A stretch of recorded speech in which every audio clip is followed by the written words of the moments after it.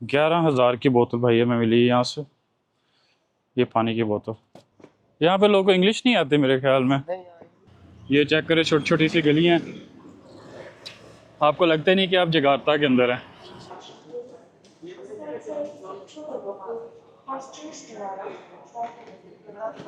ये है भाई, मैं अमीर हो गया यहाँ पे। ये 1-1 लाख का नोट है ये यहाँ पे। हेलो गाइस, कैसे हैं? Welcome and good morning. आज मैं आपको एक ऐसी चीज़ बताने जा रहा हूँ कि जो मैं एक्सपेक्ट भी नहीं था कर रहा कि ऐसा हो सकता है मेरे साथ। मैं आपको वेलकम करता हूँ इंडोनेशिया से, अपने तीसरे कंट्री से। अभी मैं आपको एक एक्सपीरियंस शेयर करता हूँ इंडोनेशिया का। अभी यहाँ पे मैं आपको स्टोरी जो है ना वो थोड़ी सी शॉर्ट करके बताता हूँ कि इंडोनेशियन इमिग्रेशन पे क्या हुआ। मतलब मलेशिया की इमिग्रेशन, जैसा कि मैंने आपको पहले बताया था कि 10 मिनट में क्लियर हो गई थी, बट यहाँ पे ऐसा कोई सीन नहीं भाई। उन्होंने जब मेरा पासपोर्ट देखा पाकिस्तान का, तो मुझे साइड पे ले गए। बाकी जितने भी थे वो सारे जा चुके थे, जो मेरी फ़्लाइट के बंदे थे ना, वो सारे बंदे बंदियाँ सारे जा चुके थे। मुझे भाई साइड पे ले गए। खैर मेरे साथ कोई बदतमीज़ी नहीं की, कोई उन्होंने कुछ नहीं किया। बड़े अच्छे से उन्होंने बात की। उन्होंने मेरे से तकरीबन 1 घंटे तक मुकम्मल पूछताछ की। एक फॉर्म फिल करवाया मेरे से, जिसमें कोई क्रिमिनल केसेस आप पे हैं, उसके अलावा आपको कभी किसी कंट्री ने बैन किया हो, तो इस तरह की इन्फॉर्मेशन वगैरह थी। खैर वो तो मैंने सारी दे दी। कितने दिन स्टे करना चाहते हैं? फिर उन्होंने पूछा कि आप क्या करने आए हो। मैंने बताया जी मैं टूरिस्ट हूँ। फिर उन्होंने मेरा पासपोर्ट की हिस्ट्री देखी, तो उन्होंने कहा हिस्ट्री तो नहीं है। फिर मैंने उनको बताया यूट्यूब और फेसबुक के ऊपर मैं वीडियोस डालता हूँ ट्रैवलिंग की और फूड व्लॉगिंग की। ले जी, उन्होंने मेरा यूट्यूब सारा देखा, मेरा फेसबुक सारा देखा। उन्होंने स्क्रीनशॉट लिए मेरे चैनल के। उसके अलावा फिर उन्होंने पूछा भाई आपने जगार्ता जाना है, जगार्ता के बाद आपकी किधर जाना है? मैंने कहा जी बाली जाना है। कहता जी बाली की टिकट दिखाएं। मैंने कहा टिकट तो नहीं, मैंने फ्लाई तो करके नहीं जा रहा। कहता तो फिर कैसे जाना है? मैंने कहा मैं पहले बाइक रेंट करूँगा, उसके बाद मैं फिर जाऊँगा मोटर बाइक के ऊपर। तो कहते हैं अच्छा किसी से बुकिंग की है आपने मोटर बाइक की रेंटल वालों से? फिर मेरी जिस बंदे से चैट हो रही थी पिछले 1.5-2 दिन से, उसकी फिर मैंने उन्हें चैट दिखाई। उन्होंने उसकी वीडियो रिकॉर्डिंग तक की उस बंदे की। मतलब आप समझ लें कि यहाँ पे या तो हमारे पासपोर्ट की वजह से है, जो कि मुझे लग रहा है कि वो ट्रस्ट नहीं करते पाकिस्तानियों पे। और बाकी ये है कि पूछताछ उन्होंने पूरी की है। मेरा ड्राइविंग लाइसेंस तक देखा जो इंटरनेशनल था। फिर उन्होंने मेरी मलेशिया की वीडियोस देखी, उनको मैंने प्ले करके दी। मैंने कहा सर ये देखें, मैं मलेशिया में भी घूमा हूँ, मैं इतने दिन वहाँ पे रहा हूँ, ये एंट्री और एग्ज़िट की स्टैम्प भी लगी हुई है। तो मेरा जो है ना फर्स्ट इंटरनेशनल ट्रैवल है, इसलिए शायद आपको थोड़ा डाउट हो रहा है। तो वो हंसने लग पड़े जब उन्होंने कहते अच्छा ये फॉर्म फिल करें, मैं वीज़ा प्रोसेस करवाता हूँ आपका। हालांकि मेरा ई वीज़ा था गाइज, मेरा ऑलरेडी ई वीज़ा लगा हुआ था। आगे आप हिसाब लगा ले 60 डेज़ का। उसके बावजूद ये वाली जलालत। उसके बाद फिर जब मैं अपना बैगेज लेने आया हूँ, तो वहाँ पे मेरा बैगेज ही कोई नहीं। अब मैं और परेशान। मुझे मिलना था बैगेज लेन 12 के अंदर, बट वहाँ पे गया हूँ तो वहाँ पे वो लोग लेके जा चुके थे, मेरा बैग ही कोई नहीं वहाँ पे। फिर मैं गया हूँ तकरीबन मेरे ख्याल में 16, 15 या 14 नंबर पे मैं गया हूँ। वहाँ पे चल रहे थे, वहाँ पे एक ऑफिसर था।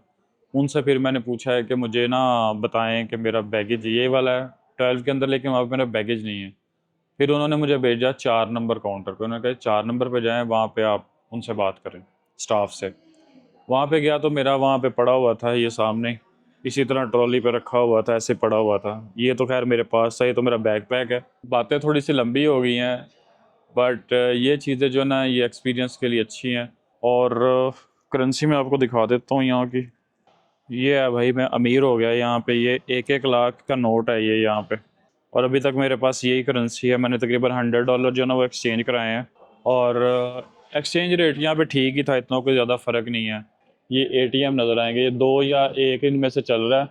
ये एटीएम है, ये जो है ना ये शॉप है। तो खैर सारा कुछ ओके हो गया फ़िलहाल। तो सिम भी मैंने ले ली। सिम बड़ी महंगी है यार, तकरीबन मुझे पड़ी है 5200 की, 5200 की सिम पड़ी है विद 40 GB डाटा के साथ। तो ये तो भाई बहुत महंगा काम है।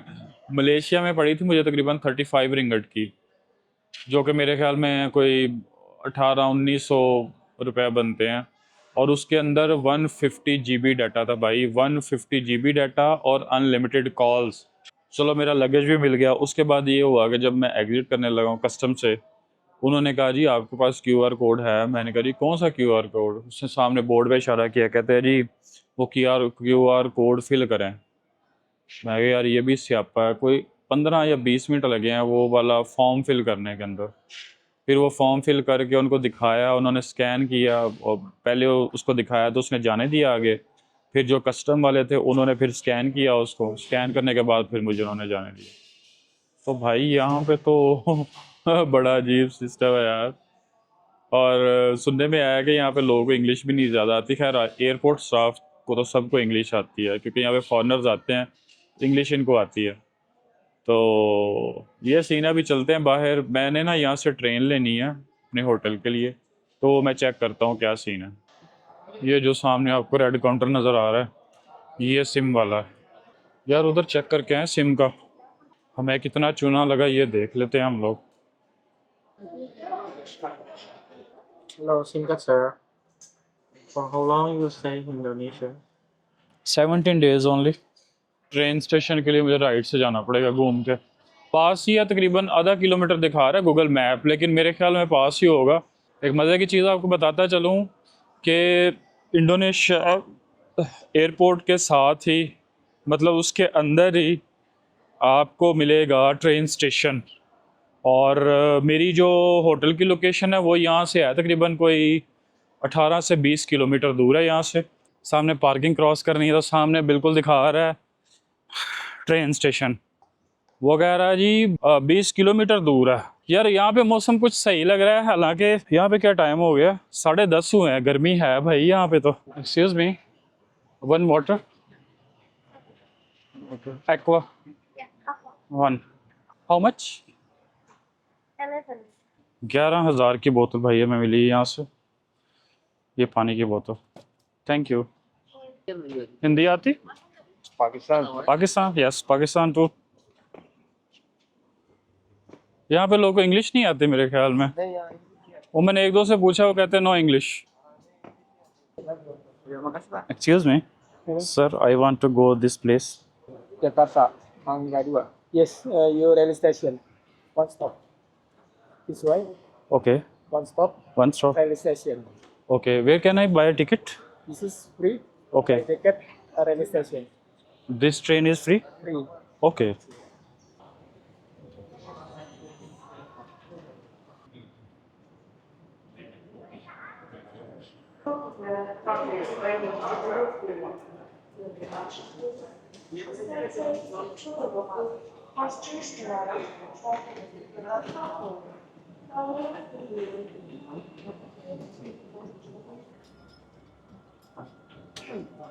यार ये ना मुझे लग रहा है कोई इनकी अपनी को ट्रेन सर्विस है जो फ्री है, एयरपोर्ट के आसपास जो है ना एरियाज़ को कवर करती है।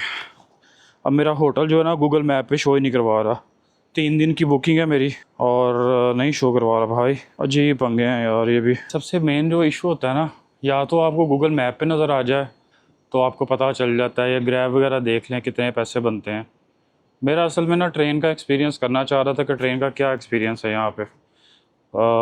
मलेशिया में तो नहीं कर सका, तो यहाँ पे क्या एक्सपीरियंस होगा मेरा। ओके, यहाँ पे अब टिकट बाय करनी है। अच्छा जी, ट्रेन प्लेटफॉर्म है, वेटिंग एरिया है और टिकटिंग वेंडर मशीन सामने है। Hello, I want to go this place. Here to Duri station. Duri station. You can from Duri take Grab to the location. From Duri 50 minutes. From Okay. Duri to And if I go to train, you go to it's possible? I want to experience. Okay. Which place? Which? Duri station. Duri? Duri station. Duri. Thank you.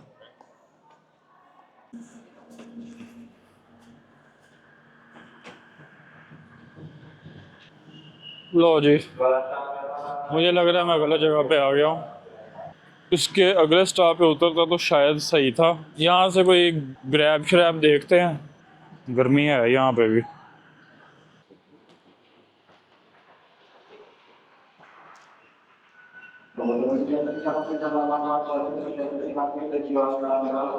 यार अच्छा बना हुआ है इनका। Train भी ठीक थी इनकी, बुरी ट्रेन नहीं थी यार इनकी, अच्छी थी ट्रेन भी।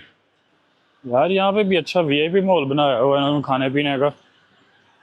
ऐसे ही लगता है जैसे एयरपोर्ट है। अच्छा ये उल्टा सिस्टम है, लेफ़्ट राइट वाला। अब पता नहीं गाड़ियाँ लेफ़्ट चलती हैं कि राइट चलती हैं, ये तो रोड पे जाके पता चलेगा। जकार्ता है बेसिकली, हम लोग हैं कैपिटल के अंदर, लेकिन जब हम निकलेंगे ना थोड़ा सा कैपिटल से बाहर तो फिर देखेंगे कि हमें गांव मिलते हैं, सिटी लाइफ मिलती है या क्या मिलता है। तो वो तो फिर बाहर जाने से पता चलेगा। अभी तो फ़िलहाल इधर ही खज्जल हो रहा हूँ। यहाँ पे आपको नज़र आएगा इंडोनेशिया का फ्लैग सामने एक लगा हुआ है, और यहाँ पे आपको नज़र आएंगी बाइक्स ही बाइक्स। यहाँ पे पूरी पार्किंग है बाइक्स की। मैंने वैसे बाइक कराई है ग्रैब की। लो जी, स्कूटी पे बैठ गया हूँ और यहाँ से है कोई 10 मिनट का रास्ता मैक्सिमम। ये चेक करें, छोटी छोटी सी गलियाँ हैं, आपको लगता ही नहीं कि आप जकार्ता के अंदर हैं। अरे मेरे को लग रहा है ये कोई आई थिंक कोई चाइना टाउन है आसपास, मेरे को ऐसा फील हो रहा है। स्मेल से ही फील हो जाता बंदे को, पता है।